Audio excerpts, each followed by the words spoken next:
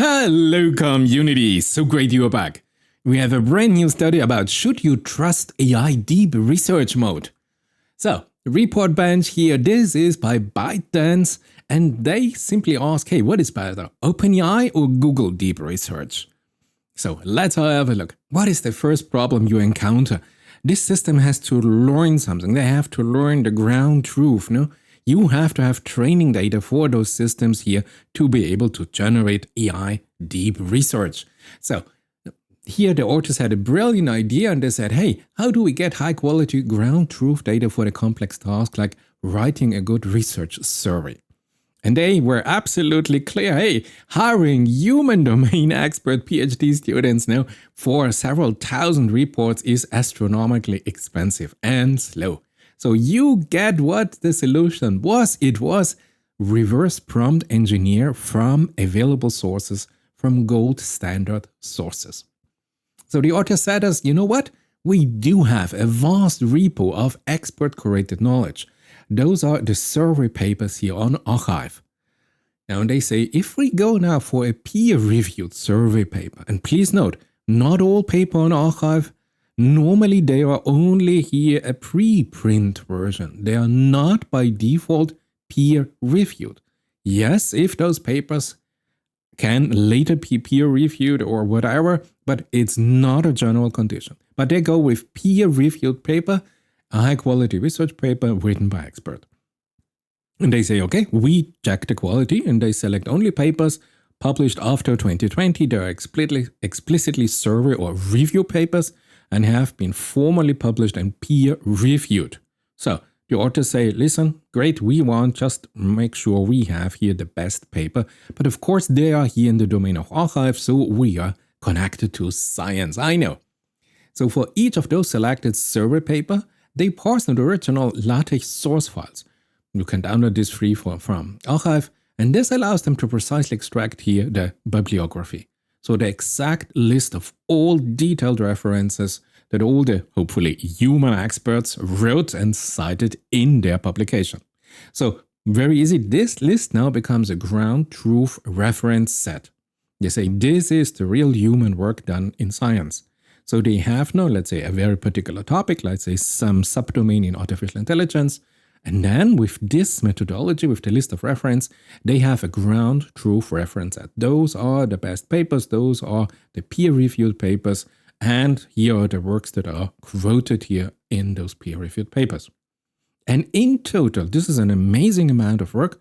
They curated here a set of 678 high-quality survey papers, which is great. Just think about the amount of quotes you have in those papers.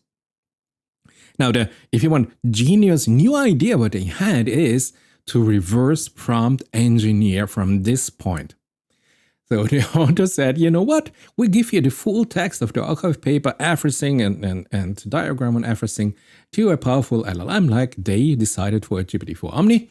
And the LLM task is not to reproduce the paper, but to act like a quiz show host and write here the question that this single particular arXiv paper perfectly answers. So the question is, of course, a prompt. So you see, you have a detailed scientific explanation, hopeful by human authors, and then you just ask here an LLM, a GPT-4 Omni, hey, now write questions where you are sure that in this single arXiv paper, there's a perfect answer for this particular question. Now you understand that there are different complexity now that you can design this prompt. You can write a prompt for a single simple complexity, or you can write a prompt that is really on a deep, deep level. So they decided to go with 3 levels of difficulties. So if you want a detailed prompt here on the left side, real from the annex here of the publication, but we just want to show you here on the right side. So either you have a sentence level prompt that is generated, or maybe a paragraph level prompt, or if you really want to go for a detailed, rich prompt. Great. And now you might ask, but on what domains, on what topics? And here we have it from basic research, IT, AI, healthcare, biomedicine, manufacturing, smart manufacturing, transportation, smart mobility, public safety, finance, business services, energy, environmental sustainability, culture, media, and digital content. Here you have the distribution. Those are all the amount of papers here that they generated in SerpAPI as their benchmark. Now, they argue now in a very free interpretation from my side, the world has already produced thousands of perfect answers now in the form of published peer-reviewed scientific archive papers that were published in whatever documentation that you have in your domain. And they say, kind of the difficult part is done now. Now we just have to reverse engineer and we provide in this way a perfect learning data set for a new system that is now able to evaluate the performance here of our deep research agents like OPENai Deep Research or Google Deep Research or whatever deep research agent you have access to. And they said, okay, let's evaluate now with this methodology where we know exactly what the parameters, the deep research mode by OPENai, by Google, and so on. Now, there are now particular metric parameters that they are going to check. So, what are they? What did they went for? And at first they said, hey, what is really important for us, the reference quality check at first. So a list of citations in the agent's new report is compared to the bibliography of the original archive paper. Did those agent or maybe multi-agent configuration find the same crucial expert selected human references? And they have here two measures, the precision of this and the recall quality. If you're familiar with this is a standard approach. And then the second dimension, we go with a factual quality check. And they have here also two different, if you want, parameters, the cited statement and the non-cited statement. This is now interesting. Have a look at this. So the cited statement extracts the claim and its source. And it then fetches here the source content and uses another LLM. I'll show you now the different LLM in a second. Uses another LLM to verify if the source actually supports the claim by this deep research agent. And they call this parameter the semantic consistency verification parameter. But of course, you have non-cited statement in this AI-generated deep research reports. No? So then the system extracts here a factual claims or multiple factual claims that are given here by the AI without citations. And it uses now a bunch of LLMs, a committee of web-connected LLMs to vote on the accuracy of the factual claims where we have no citation to any archive sources. They call this the web-based statement verification. And I thought, what? This sounds absolutely interesting, yeah? Have a look at this. This is the flowchart of the complete evaluation process, and we are talking now here on the lower half here, we have a generated AI report, and then, as I told you, the cited statement extraction and the non-cited. So here you have it. If you have the archive sources, beautiful, but if you don't have it, you have to have here a committee of LLMs. And they vote now and they give a particular score. Now, this is something I found especially interested, so I had a deep look, and here this is the exact quote from the paper. They said here for the statement extraction, here supporting source extraction and semantic consistency verification, we adopt here the GPT-4 Omni, so LLM as a judge. But for the fact-checking of non-cited statement, they tell us, hey, we employ two web-connected models here, Gemini 2.5 Pro and Gemini 2.5 Flash. And now the interesting part here in this methodology, in the evaluation methodology, is each model of those here performs 3 independent judgments per statement. So total of 6 verdicts. And then to arrive at the final decision, you have a majority voting by the LLM itself. And the proportion of votes is recorded as a kind of a confidence score. I find this absolutely fascinating that we achieved to put humans completely out of the loop. This is an AI only. AI selects, AI distinguishes, AI has a majority voting of a collective of AI system of LLMs, and humans are completely out of the loop. And this is AI research, no, AI deep research. Now let's look at the results. There's a lot of additional results in the paper. Please read the paper yourself. It's a beautiful paper. I will focus now on the main insights of this PDF. So as I told you, they have here primarily the OpenAI Deep Research and the Gemini Deep Research. And then they have a simple question. Hey, if I go with the LLM itself, maybe I give it here an agent, how do they perform here if it's not the deep research that I have to pay for or whatever you have for an abo that you pay for? What about I use these models here simply with agent or multi-agent configuration? Yeah? So if you want to see is OpenAI better or Gemini better for cited statement and non-cited statement, here you have the result. You choose for your particular use case. But what I find absolutely fascinating, look at this, and of course I look at the most complex, high complexity reasoning source. I go for non-cited statement where the LLM has simply not decided, hey, this is a topic, I have exactly 10 or 12 archive HTTP links, but when it is not cited, and then you have to find here the correct solution. So higher complexity, what is the factual accuracy? And I had to smile, look at this. OpenAI Deep Research, 95%, Gemini Deep Research, 92%. But then look at Gemini 2.5 Flash, 98%. So you see, just the LLM with an agent, outperforms here the deep research. So if you think, my goodness, how complex must this be? How precious and valuable here this deep research mode is?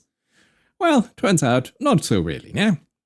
But of course, please remember we have also the cited statement. So, but more about in a second. And then here, this is a screenshot that you see it. So the authors go now here, OpenAI Deep Research versus just the O3 model, if you want. And they tell us OpenAI Deep Research and O3, also from OpenAI, exhibit similar retrieval performance with the precision showing only slight differences. The average number of references per report is also comparable. And this aligns well with OpenAI, the official disclosure that the retrieval and synthesis backbone of OpenAI Deep Research is, before GPT-5 was here, the O3 model. But then there is a difference. Because they say if they go here to non-cited statements, there's a difference, significant difference to the deep research mode and simply the LLM mode. Because the factual accuracy, either you have 95% or 82%. And they say this suggests that the deep research is not a direct output of O3, but rather incorporates here an additional writing module. So, of course, there is something in addition. Maybe we have another agent, a writing agent or a writing module that is now optimizing and fine-tuned now for a structured storyline and so on. But they also tell us it is notable that many models exhibit here a low citation semantic consistency, particularly when relying here on function calling mechanisms to retrieve and cite the literature links. And they found here two types of failure. Still, the statement hallucination and the citation hallucination. So let's have a look at this. And I distributed, so OpenAI Deep Research has this statement here. And the authors tell us, upon the inspection of this output, the cited part indeed describes the reasoning-enhanced reinforcement learning reward scheme. However, the list of author does not include the name that is given here at the beginning here, et al. In 2025. This is not the right author for the paper. However, they say they checked and this author exists, but for a different paper on a different topic. Interesting. And then, of course, to be fair, also Gemini 2.5 Pro. This is the response here, beautiful, and you see HTTPS link, and they say, however, the cited URL does not exist and appears to be entirely fabricated by the model. This is the state of deep research in August 2025. And they tell us here, and this is a quote here from the authors, you see, those examples demonstrate that even advanced deep research agent or maybe even multi-agent system remains susceptible to hallucinating the author names, misaligning the citations, or simply fabricating internet links. So, not so great. But let's see the positive side. there's definitely a value in this specialization of those deep research mode. Because if you look now in this simple case, only on the cited statements. So we have a topic like, I don't know, reinforcement learning in AI, and now you look for the best links, for the best archive links. Here we have, if it's cited, a good, well, yeah, 70% match rate performance of those models. But remember, there's no complexity, there's no reasoning. This is just, hey, I give you a topic, you give me here the best if you want archive links to the PDFs. And here, Gemini achieves 72, and here OpenAI 78%. But if you compare this now to the raw LLMs, you see OpenAI with O3 only 31%. So it was high time that we got GPT-5. That I think my last information is now the backbone for deep research. If it's not, please leave a comment.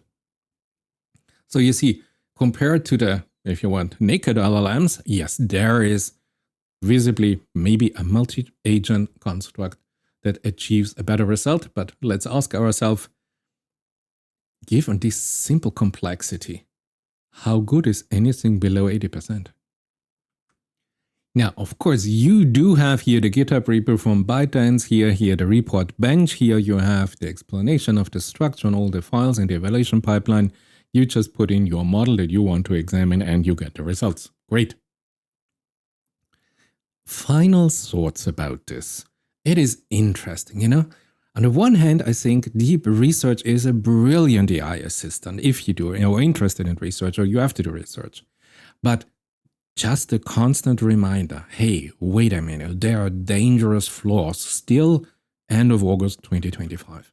Because using a deep research agent today is like working with a lightning-fast junior researcher who has read every book in the world library, but has zero real-world wisdom, a little bit of a shaky memory, you know, and the unnerving habit of making things up to please you. But now with GPT-5, it's a little bit better. And you know what? If you're not used to this, the output generated by Deep Research Agent looks absolutely perfect. It's polished. It has a tone of authoritative. I declare this to be the right argument. Which makes its underlying flaws all the time more dangerous because even I notice, I think, I believe this system, no? Look how clearly it argues here. But you know, we know that LLMs are not databases. They are highly advanced pattern matching machines, sequence generation machines. So their primary impulse is to generate the most statistical plausible sequence of words or tokens, not to state a retrieve fact, independent what RAG system you use. And the LLM isn't writing from the source, it's writing from a synthesized memory, given its vast pre-training data, and the retrieved source information from any RAG system. So when it generates now an answer, a sentence, whatever complexity, it cannot perfectly disentangle which part of its knowledge came from this specific PDF it just retrieved versus the thousands of similar documents it saw during the training that build up its reasoning base. And we see that a citation is sometimes an after-the-fact justification for a sentence that was already inclined to generate with next token prediction. So this is a little bit like hell, this system, but beautiful. So current AI agents are great if you have summarizing. They can tell you the paper A and what the paper B did. Maybe if they do not hallucinate. But however, you know, I told you already in multiple videos where they failed. Currently, the true hallmark is synthesis. They cannot synthesize here all the scientific facts, bring it together into one coherent view of all the data and information and knowledge. They just fail to produce this. And sometimes they have real problem in identifying implicit contradiction between the different papers. And you know why? The root cause of all of this, and we talked about it in a lot of my videos, those LLMs lack here a causal world model, particular of science, of scientific knowledge. So therefore, I think Deep Research Agent, a beautiful, if you want, a monumental step forward, but always be aware, And we see this here with ReportBench here in this paper by ByteDance. It shows us that there's a crucial sobering evidence that they are all still brittle and flawed tools.